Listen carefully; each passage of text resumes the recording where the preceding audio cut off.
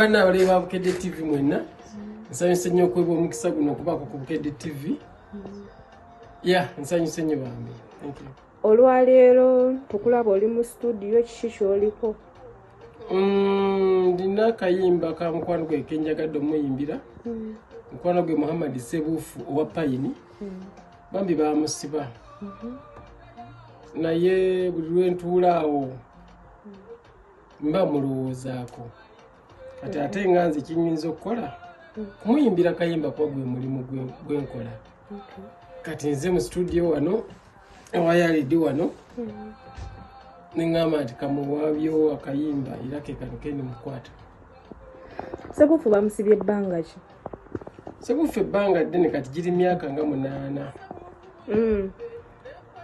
Myaka nga 8 so nagendayoko ne mulabako bambi nenyumyako naye binafulumya nenavaayo nengakamuyiza akayimba ne Katonda asobole omuyamba oba oli awo badde mbawulira omusango gwe bamuddiremu. Abantu bangi betumanya abasibe si Sebuufu yekka, waliyo abantu bangi besije gyali, Sipapa gyali, Lwaki wakyuzinze Sebuufu? Nabali si balinaako buzibu era bakwano bange mbaagala, naye Sebuufu ali mukwano gwange nnyo.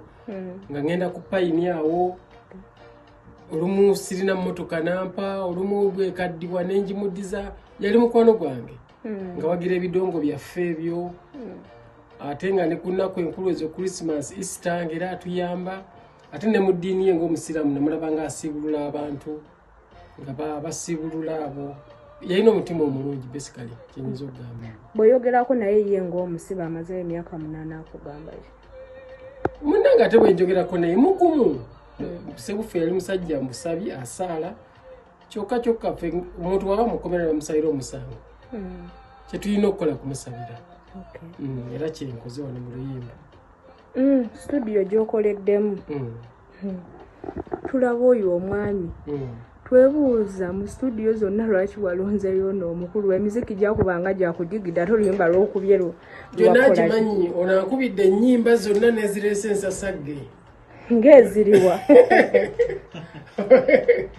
Mulimu zaakubye zireese ensasagge, mulimu zaakubye kati ngazi nezitalina buzibu.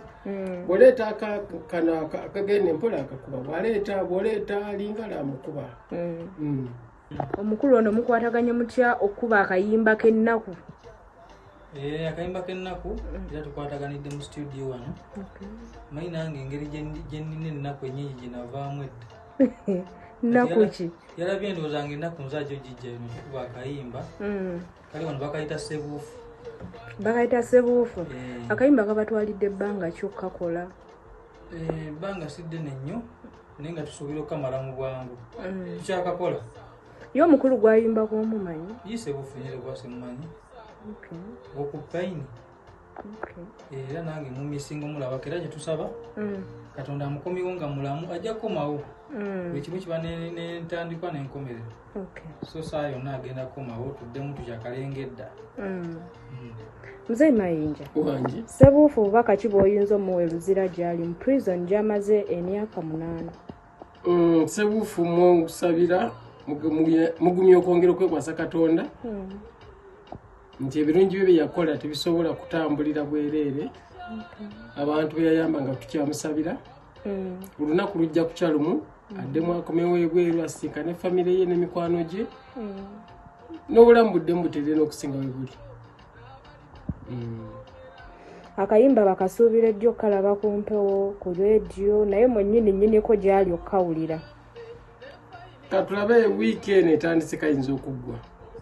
Katukakwate mpolampola manyi wano kati wekali omukulu ono alina okukateekamu ebirungo ebirala. Ebirungo ebirala amaloboozi amalala ebivuga ebirala mixing kasita natuga nti kati kawedde nga tukaleeta ate ku marediyo ne ku TV.